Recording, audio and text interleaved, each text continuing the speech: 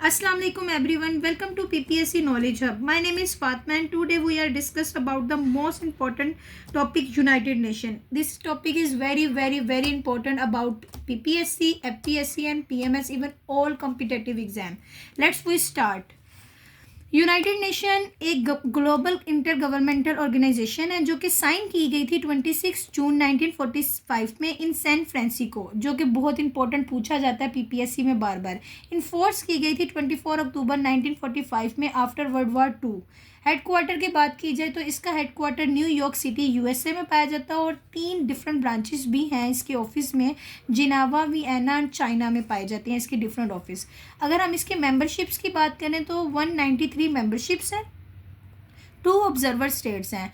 अगर आपको पता होगा ऑब्जर्वर स्टेट्स के बारे में, तो ऑब्जर्वर स्टेट्स उन्हें कहा जाता है जो सिर्फ और सिर्फ वोटिंग का उनको राइट्स नहीं होते उनके पास, वो सिर्फ पार्टिसिपेट कर सकते हैं। जैसे वेटिकन सिटी जो है वो पार्टिसिपेट कर सकती है मीटिंग्स में, लेकिन वो वोट नहीं कर सकती, और ये ऐड ऑन हुई थी 1964 के अंदर।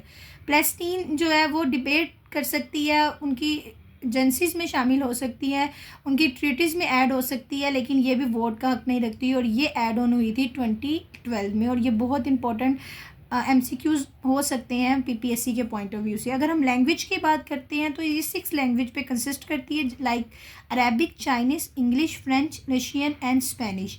अगर हम यूएन के ऑब्जेक्टिव्स की बात करते हैं या पर्पस की बात करते हैं तो उसका मेन पर्पस है ऑल ओवर द वर्ल्ड में पीस एंड सिक्योरिटी प्रोवाइड करना, ह्यूमन राइट, सस्टेनेबल डेवलपमेंट करना, इंटरनेशनल लॉ, ह्यूमैनिटेरियन लॉ को ओबे करना।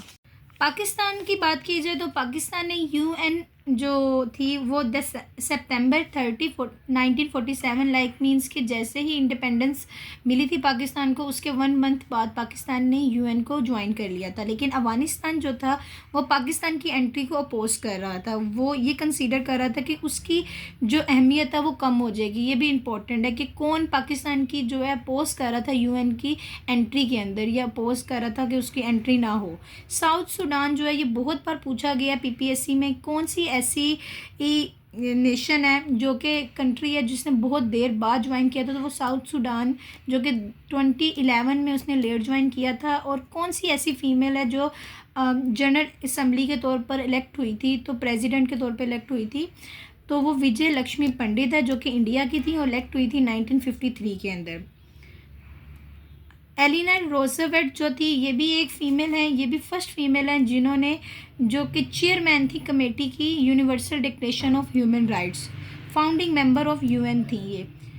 और दूसरी फीमेल्स की बात की जाए तो कुछ फीमेल्स, पाकिस्तानी फ़ीमेल्स की बात की जाए तो मलीहा लोधी जो कि पाकिस्तानी एम्बेसडर थी यूएन की। शमशाद अख्तर की बात की जाए तो वो यूएन के साथ वर्क कर चुकी हैं और वर्ल्ड बैंक के साथ भी वर्क कर चुकी हैं। बल्किस ईदी की बात की जाए तो वो उन्हें ऑनर मिला गया था यूएन की तरफ से ह्यूमैनिटेरियन लॉ वर्क के ऊपर। कार्डन हक की बात की जाए तो ये फादर ऑफ यूएन भी हैं और इन्हें इस चीज़ का 1945 में नोबेल प्राइज़ भी मिला क्योंकि इन्होंने फाउंडेशन रखी थी यूनाइटेड नेशन की। अगर हम फर्दर बात करते हैं यूएन सस्टेनेबल डेवलपमेंट की, तो इसमें टोटल गोल हैं 17, अडॉप्टेड जो उन्होंने की थी 2015 में की थी, और इनके टारगेट ईयर्स हैं 2030, और इसको ग्लोबल ईयर्स भी बोला जाता है। और अगर यूएन की पीस कीपिंग की बात की जाए, जो कि यूएन बहुत ज़्यादा इसमें एक्टिव है, इसलिए इसको ब्लू हेलमेट भी बोला जाता है, और पाकिस्तान लार्जेस्ट कंट्री पाई जाती है इसमें कंट्रीब्यूट करने के लिए पीस कीपिंग के अंदर, और इसको सिक्योरिटी काउंसिल ने अप्रूव भी किया है। अगर आपको ये वीडियो अच्छी लगी है तो लाइक करें, सब्सक्राइब करें, और मुझे फर्दर बताएं कि मैं कौन सा टॉपिक यूएन के टॉपिक के ऊपर डिटेल वीडियोस बनाऊं, और क्या कहते हैं फर्दर वीडियोस जो हैं नेक्स्ट आएंगी इसके स्पेसिफिक ऑर्गन एंड फंक्शंस के ऊपर और स्पेसिफाई एजेंसीज के ऊपर। Thank you so much.